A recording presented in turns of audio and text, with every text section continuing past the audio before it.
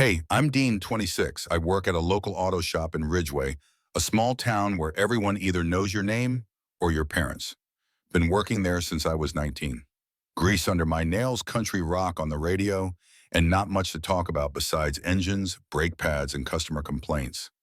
But there's this bar 2 blocks down from the shop, Larkin Ember, small place, wood bar, low lighting, blues playing every night. I started going there mostly out of habit. One beer after work, then two, then it turned into something else entirely. She was behind the bar the first time I walked in. Vanessa. I remember thinking she didn't look like the kind of woman you'd expect to be pouring drinks at on a Tuesday. She was composed, confident, hair tied back, lipstick that always matched her shirt, and this way of listening to people like she already knew what they were going to say. I didn't know how old she was at first. Could have been late 30s, maybe more. I didn't care. She looked better than any girl my age. I mean that. There was something in the way she moved, like she'd been through it all and wasn't impressed by much anymore. I liked that. At first, I just sat quietly, nodded, ordered the usual, but I started throwing in comments. Not cheesy pickup lines, just real stuff. "You always pick the music," I asked one night. She nodded. "It's good. Never heard someone mix Clapton with Aretha Franklin." She gave a tight smile. "That's the point. That's how it was. One-liner small talk. I was just another customer. She treated me the same way she treated the guy in a suit or the guy in overalls. Still, I came back again and again. Left bigger tips, wore my better t-shirts, sometimes even cologne. She never noticed or pretended not to. One Friday, I got off late, covered in oil, exhausted, but I still went straight to the bar, sat at my usual seat. She glanced over. "Rough day," she asked. I shrugged. "Better now." That night, I waited, watched the crowd come and go. Finally, near closing time, I saw her wiping down the bar. And I just said it, you know. I started nervous as hell. "You make 42 look like a damn privilege." She froze for half a second, just enough to let me know I hit something. Then she looked up, and for once her smile wasn't tight. It was real, almost like it caught her off guard. She leaned slightly closer and asked, "Who told you I'm 42?" I smirked. "Nobody, just a good guess." She laughed, and it wasn't one of those forced chuckles. It was deep surprise, like it hadn't come out in a while. "Well," she said, placing a napkin in front of me, "that's probably the nicest thing I've heard all year." I nodded, heart-pounding fingers tapping on my beer. I didn't expect much. Maybe just that she'd remember me next time. But then she said something I wasn't ready for. "Wait for me after shift." I blinked. "Wait, what?" She raised an eyebrow. "You heard me." I waited outside, cold air, stars barely visible through the town lights. I paced. Checked my phone. She finally came out, coat slung over her arm, hair down for the first time. She looked nothing like the woman behind the bar. She looked softer, tired, but lighter. "You sure about this?" I asked. She looked at me for a long second, then said, "I didn't ask you to take me home. Just walk." So we walked. No plan, just blocks of conversation. She asked me what I did. I told her about the shop, about the time a customer drove in with his bumper dragging behind. She laughed again. And that was it, that laugh. The reason I kept showing up, because for a minute she didn't look 42. She didn't look guarded, she looked alive. At the corner she stopped, looked up at the old brick hotel that's mostly used by truckers and people passing through. She glanced back at me. "He won't care," she said almost to herself. I didn't know who she meant. I didn't ask, I just followed her inside. She booked a room. No questions asked. No hesitation. Just slid her card, took the key, and walked to the stairs. We didn't talk much once we got in. She sat on the edge of the bed, kicked off her shoes, and looked at me like she was trying to decide something. Finally, she said, "Don't get used to this." I nodded. Not trying to. But that night wasn't about sex. We lay there. She told me about her old job, about how she wanted to open a coffee shop once, about how she used to dance not professionally, just for fun in her room with the music blasting when no one was home. It was quiet, safe, real. By sunrise, I knew something had changed. I didn't know how deep it would go. The next morning, I didn't go straight to work. I sat in my truck for a while outside the motel, just staring through the windshield. I wasn't trying to figure out what had happened. I knew exactly what had happened. We didn't sleep together, but something real had sparked between us. Something that felt like it could get complicated real fast. I kept replaying her voice in my head. Don't get used to this. Like it was a warning I wasn't supposed to ignore. At work, I was off my game. Dropped a socket wrench. Misaligned a brake pad. My boss, Tommy, gave me a look like I'd lost it. Late night? He asked. I just shrugged. Something like that. I didn't see Vanessa the next 2 nights. Didn't go to the bar either. I told myself to play it cool. She probably regretted it. Maybe she thought it was a mistake. I didn't want to push. But by the third night, I couldn't sit at home anymore. I needed to see her again, even if it was just behind the bar, pretending like nothing happened. I showed up just before closing. The bar was quieter than usual. A few couples, 2 guys playing darts, and her standing at the far end drying glasses. She noticed me right away. No smile this time, just a look, one of those long, unreadable stares. I sat down in my usual seat. She slowly walked over. You disappear, she asked, voice low. I cleared my throat. Didn't want to make it weird. She raised an eyebrow. It's already weird. That hung between us for a second. Then she leaned on the bar and whispered, you free after I close up? I nodded. An hour later, we were walking again, but this time there was a different energy. No small talk, no nervous laughs, just silence and city sounds. We turned off Main Street and cut through a park I never go to at night. When we hit the riverfront, she finally stopped, sat on one of those old metal benches. I sat next to her. She lit a cigarette, the first time I'd ever seen her smoke. I don't even like these anymore, she said, exhaling. But they give me something to do with my hands. You okay? I asked. She took another drag, then said without looking at me. I used to think I was in love with my husband, Blake. We got married when I was 23, first real relationship. He was funny, smart, made me feel wanted. She paused. Then he started working late, smiling less, touching me less. You know the type. I stayed quiet, let her talk. I caught him once, text on his phone, some girl from work. I confronted him. He said it was nothing, that I was imagining things. Gaslit me so well I believed him. Another drag. Last night I found out he's been sleeping with my best friend Rachel, someone I've known since I was a teenager. Her voice cracked on the last sentence.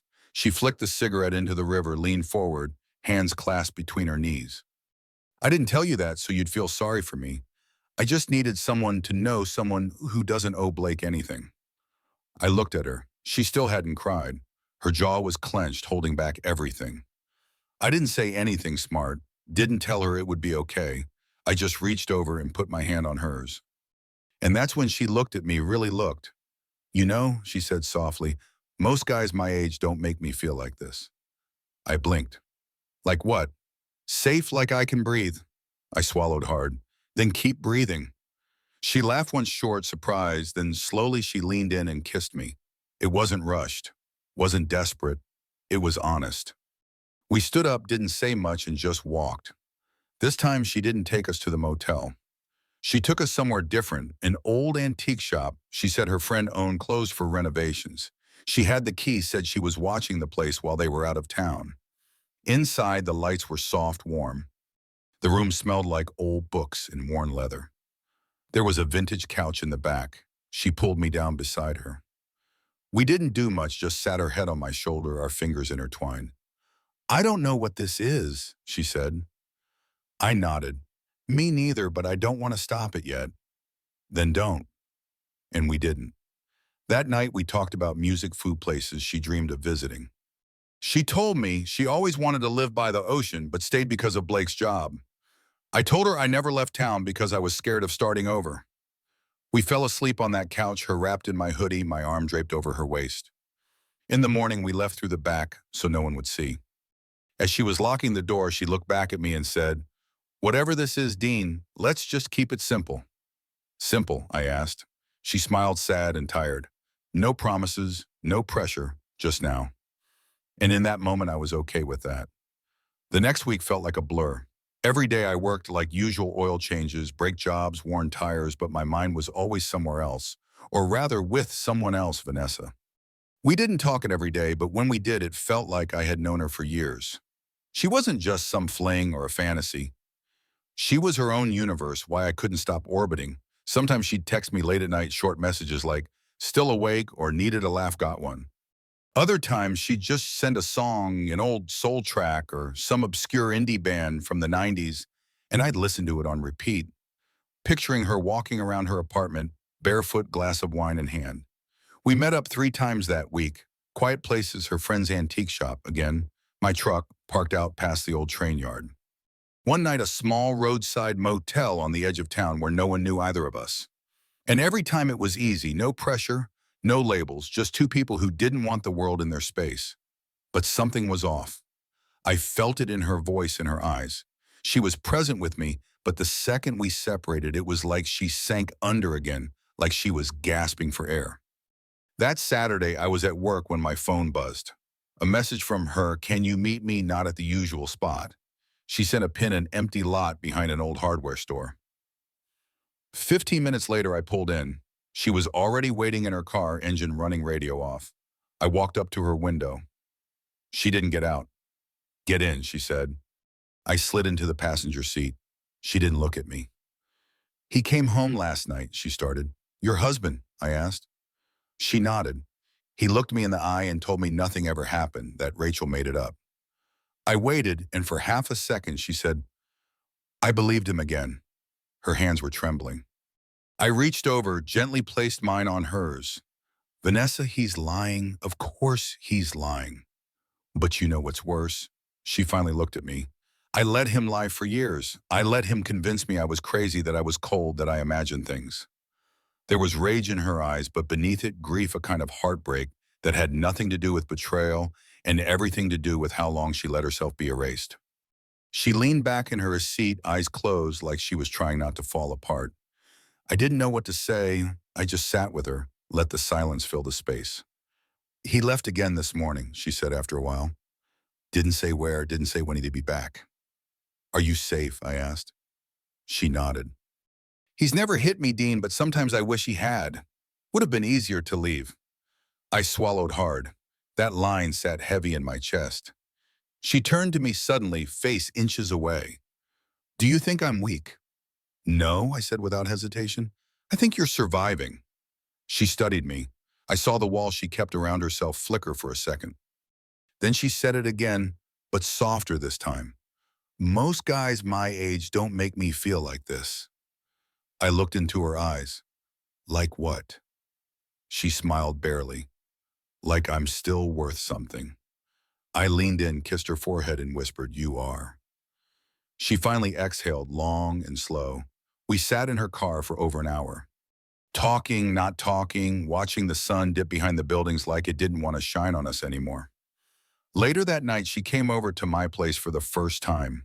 It wasn't anything special, a one-bedroom above a garage, mismatched furniture, tools everywhere. I was embarrassed. She wasn't. This feels more like home than my house ever has, she said, kicking off her heels. She made tea while I cleaned off the couch. We sat on the floor, backs against the wall, drinking from mismatched mugs. At one point, I looked over and found her staring at a photo on the bookshelf, me and my dad fishing. I was maybe 10. He looks proud, she said. He was, I said, until he left. Her head turned slowly. Left, I nodded. Mom raised me alone. He just disappeared. She didn't ask for details, just reached for my hand.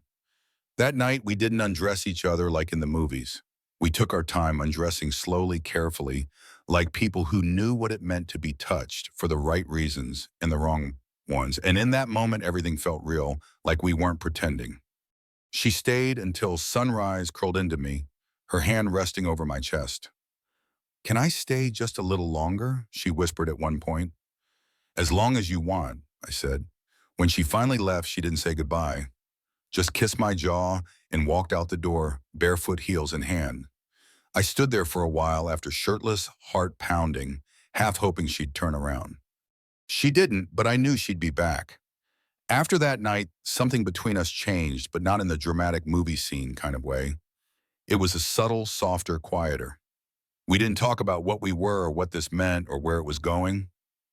We just kept going, Vanessa started coming over more often, never with a bag, never staying more than a night, but she'd show up in her coat hair, down no makeup. Sometimes she'd bring takeout. Other times she'd cook in my tiny kitchen, barefoot humming to herself while the sauce simmered. I never told her, but I lived for those nights. We developed a rhythm. She'd text me late always after her shift, and I'd open the door before she even knocked. We didn't do anything loud or reckless. We'd sit on the floor, drink cheap wine, play music from my old Bluetooth speaker. She liked vinyl, but I didn't own a record player. One night she brought over a stack of old records anyway, said they made her feel grounded. We didn't post, didn't follow each other on social media.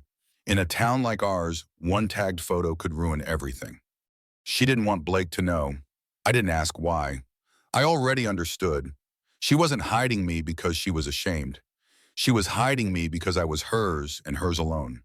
Once she invited me to drive with her out of town just for a night.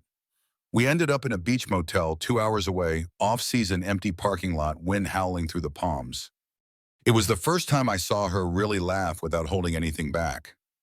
She ran along the sand shoes and hand hair, blowing like she was 17 again. I chased after her, soaked and smiling like an idiot. We ended up under an old pier wrapped in towel salt on her skin. That night in the motel, she told me stories from her 20s about a backpacking trip she never took. A guy she almost married before Blake. A poem she once wrote and hid under a floorboard in her childhood bedroom. I told her things too, about how I almost went to trade school in Ohio, how I once spent a summer fixing up an old motorcycle I never finished. Oh, how I hated the smell of the shop, but loved the satisfaction of a clean engine. She lay with her head on my chest, fingers drawing shapes on my ribs. "You're too good at this," she whispered. "At what?" "At making me feel alive." I wanted to say, "You make me feel the same," but the words stuck in my throat. I wasn't ready for where that would take us. When we got back to town, things picked up pace. She started coming over almost every other night. Sometimes for 2 hours, sometimes until dawn, but always with that same rule: no expectations. We never talked about love, never used the word, but it was in the way she'd leave her earrings on my nightstand, the way I started stocking the fridge with the tea she liked, the way she started wearing one of my hoodies without asking. One night, we were in my truck, parked behind her bar after closing. She was tired, makeup smudged, voice hoarse from yelling over music all night. I reached over, brushed her hair behind her ear, and she said almost to herself, "You know what scares me?" "What?" "I could get used to this." I looked at her. "Would that be so bad?" "Yes," she said, "because people like me don't get endings that don't hurt." We sat in silence for a minute. "I wish you weren't married," I said quietly. She flinched, not because it was mean, but because it was true. "So do I," she whispered. That night we went back to the antique shop. She had a spare key, said the owners wouldn't mind. We lit candles, played soft jazz from an old speaker in the corner, lay on a vintage rug in the back. She moved like she was learning how to be wanted again, not used, not tolerated, wanted. Afterward, as we lay tangled in each other, she stared up at the ceiling and said, "I think I used to be someone else." "What do you mean, before Blake?" "Before the years that took everything. I used to dance, right, dream?" "You still can." She looked at me. "Dean, you see someone in me that I forgot existed." I didn't answer, just held her tighter, but deep down I was starting to feel the edge of something, like this was all leading somewhere. Good or bad, I didn't know, but it was moving faster than either of us planned. A week later, she didn't show up. No text, no call, just silence. Then the next morning, a message: "I need time to think, I'll be okay." I stared at the screen for a long time, didn't reply. I didn't go to the bar that night or the next. Instead, I sat in my truck outside the antique shop, headlights off, engine running, wondering if she'd appear like a ghost from the shadows. She didn't. And for the first time in weeks, the silence felt heavy. I didn't know if it was over. I only knew I wasn't ready for it to be. It had been 9 days since Vanessa's last message. 9 days since I heard her voice, felt her presence, touched her hand. I checked my phone every morning. Nothing. I didn't go to the bar, didn't drive past the antique shop. I just worked, ate, slept badly, and waited. I told myself not to text her to give her space, but the silence wasn't peaceful. It was sharp, full of unspoken things. I started thinking maybe I crossed some line, maybe she regretted everything, maybe Blake found out, maybe she left without telling me. Then late on a Wednesday night, I came home from work to find an envelope taped to my door. No name, just my address scribbled on the front in blue ink I recognized. Inside was a note folded once. Dean, I didn't disappear. I needed to sit still, think, breathe. I didn't want to say anything until I knew for sure. I'm leaving. I filed for divorce. I'm moving in with my sister for a while. She has a spare room 2 hours away. I thought about saying goodbye in person, but I know myself. I wouldn't have left. What we had was something I'll never be able to explain to anyone. But I want you to know it mattered. You made me feel like I wasn't fading. Thank you for every night, every moment, every time you saw me when I couldn't see myself. I hope you keep fixing engines and hearts. Yours V. I read it once, then again, then again. The rest of the night I just sat on the couch, the letter folded in my hands, the room dark. No music, no noise. I kept hoping she'd text, call knock. She didn't. 2 days later, I walked into Larkin Ember for the first time in weeks. Someone else was behind the bar, a younger girl. Blonde fake nails, loud laugh. No, Vanessa. I sat at my old spot, ordered a soda. The bartender asked if I knew where the lady who used to work here went. I just shook my head. That night, I drove nowhere in particular, just long back roads, windows down, her playlist playing on my speaker. Otis Redding, The Cranberries. Some indie acoustic track I still couldn't pronounce. I stopped at a diner out on Route 7 and ate alone the way I used to before all of this started. Then I drove to the antique shop, parked across the street, lights off, empty. I got out, walked to the door, looked inside. Everything was where it had been. The dusty furniture, the record she left in the corner, the rug we once lay on like kids hiding from the world. And there, taped on the inside of the glass, was a Polaroid photo. It was us. She must have taken it during one of those late nights, probably using that old instant camera she once joked about. I was smiling, arm around her shoulder. She was leaning into me, eyes closed, like she belonged there. Underneath, written in her handwriting, "Most guys my age don't make me feel like this." I stood there a long time. Later that night, I went home, pulled out my old duffel bag, and found her earrings still sitting in the front pocket. The ones she always forgot, the ones I never reminded her about. I didn't cry. I just lay back in bed, stared at the ceiling, and let the quiet come over me. But it wasn't the same kind of quiet as before. It didn't hurt the same. It felt like peace. I didn't hear from her again. I didn't expect to, but I held on to her letter. I kept that Polaroid. And sometimes when work is slow and the shop radio plays something soft, I think about her, about that winter. We didn't plan, about how two mismatched lives found each other for just long enough to matter. She didn't promise me forever. She gave me something rare, a reminder that sometimes the right connection comes at the wrong time and still changes everything.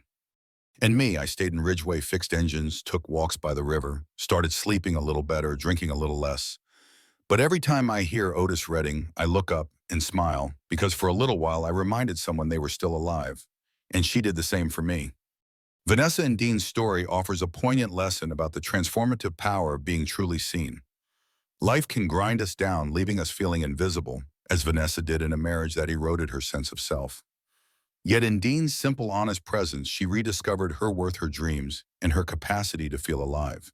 This teaches us that the right connection, even if fleeting, can reignite our spark. It's not about grand promises or forever. It's about moments of genuine care that remind us we're not fading. Dean, too, found purpose in making someone else feel valued, showing that giving without expectation can heal both hearts involved. Their story urges us to be present, to listen deeply, and to offer kindness to those who might be silently struggling. It's a reminder that life's most profound impacts often come from quiet, unguarded moments. Moments that don't demand labels but carry infinite weight. We all have the power to be someone's safe space to help them breathe again, and in doing so, find our own light. What moved you about Vanessa and Dean's story? Have you ever had a moment where someone made you feel truly seen? Drop your thoughts in the comments. We'd love to hear from you. If this resonated, please like, subscribe, and hit the bell to join our journey of heartfelt stories. Let's keep discovering what makes life beautiful together.